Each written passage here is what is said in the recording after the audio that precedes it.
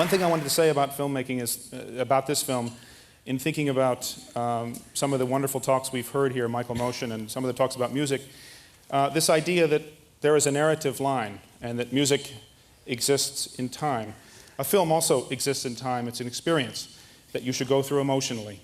And in making this film, I felt that so many of the documentaries I'd seen were all about sort of learning something or knowledge, or sort of driven by talking heads and driven by ideas. And I wanted this film to be driven by emotions and really to follow my journey. So instead of doing the talking head thing, instead it's composed of scenes. And we meet people along the way. We only meet them once. They don't come back several times. So it really chronicles a journey. It's something like life that once you get in it, you can't get out. There are two clips I want to show you.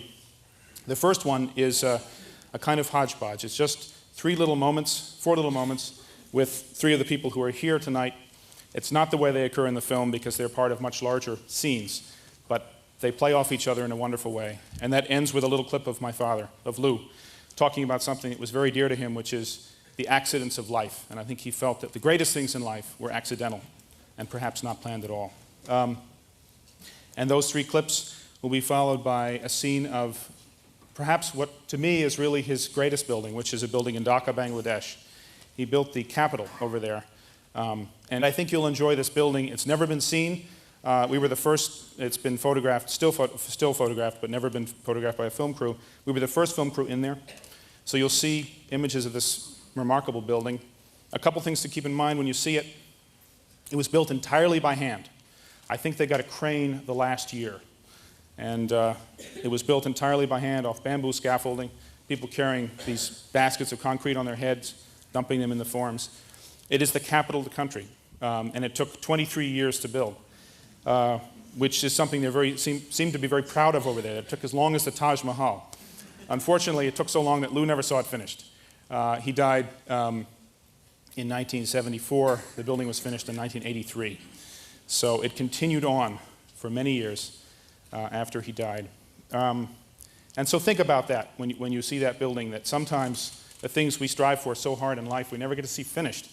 And that really struck me about my father in the sense that he had such belief that somehow doing these things, giving in the way that he gave, that something good would come out of it. Even in the middle of a war, there was a war with Pakistan at one point, and the construction stopped totally, and he kept working because he felt, well, when the war's done, they'll need this building. So those are the two clips I'm going to show, and roll the tape.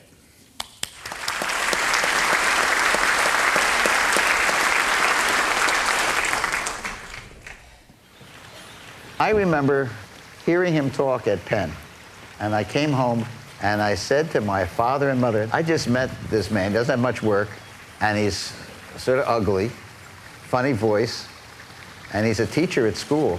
I know you've never heard of him, but just mark this day that someday you will hear of him, because he's really an amazing man.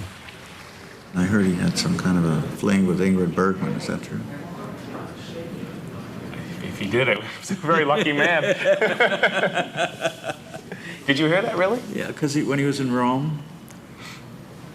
He was a real nomad. And, you know, when I knew him, when I was in the office, he would come in from a trip, and he would be in the office for 2-3 days intensely, and he would pack up and go, and, you know, he'd be in the office till 3 in the morning, working with us. And there was this kind of sense of the nomad in him. I mean, you know, as tragic as his death was in a railway station, it was so consistent with his life, you know. I mean, I often think I'm going to die in a plane, or I'm going to die in an airport, or, you know, die jogging without an identification on me. I don't know, I sort of carry that from that memory of the way he died. But he was a sort of a nomad at heart.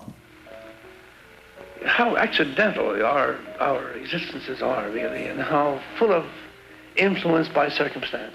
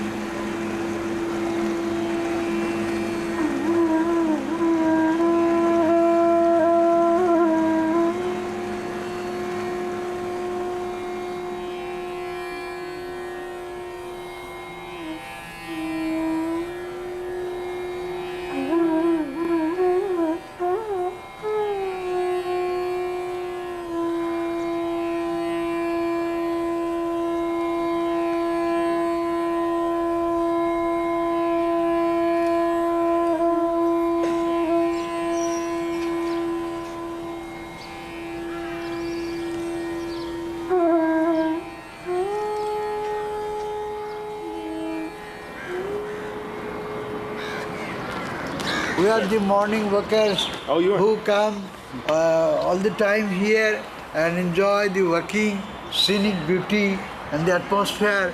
And this is the nicest place of Bangladesh. We are proud of it. You're proud of it? Yes. This is the national image of Bangladesh. Do you know anything about the architect? Architect, I have heard about him. He's a top-ranking architect. Well, actually, I'm here because I'm the architect's son. He was my father. Oh, that Louis Farrakhan. Yeah. Oh, you No, are not Louis Farrakhan, Louis Kahn. Louis Kahn. It's different. Yes, Louis Farrakhan. Oh, I heard about him. Meet you. Your father, is he alive? No, he's been dead for 25 years. Very pleased to welcome you. Thank you.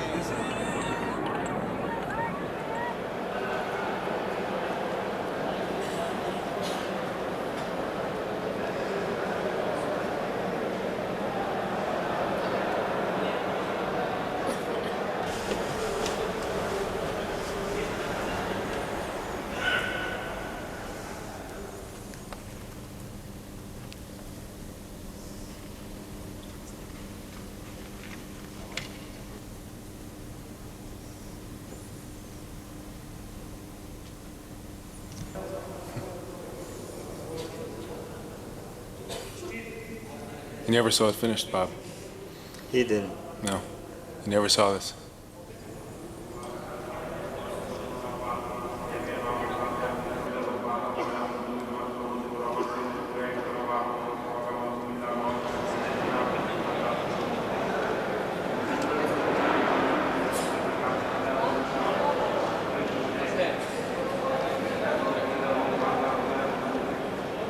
It was almost impossible, building for a country like ours. In 30, 50 years back, it was nothing, only paddy fields. And since we invited him here, he felt that he has got a responsibility. He wanted to be Moses here. He gave us democracy. He's not a political man, but in disguise, he has given us the institution for democracy, from where we can rise. And that way, it is so relevant. He didn't care for how much money this country has or whether he will be able to ever finish this building, but somehow he has been able to do it, build it here. And this is the largest project he has got in here, the poorest country in the world. It cost him his life. Yeah, he paid his life for this.